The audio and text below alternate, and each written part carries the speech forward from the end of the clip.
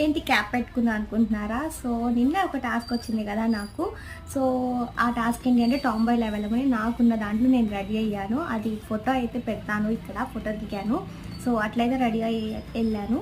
And ఇంకా ఏంటి అని అంటే ఈరోజు ఇవి వచ్చాయి మంచిగా హెల్తీగా డ్రై ఫ్రూట్స్ ఉన్న యూనిబిక్ బిస్కెట్స్ అండ్ నట్టీస్ వచ్చాయి అనమాట. సో ఈరోజు గిఫ్ట్ ఇది.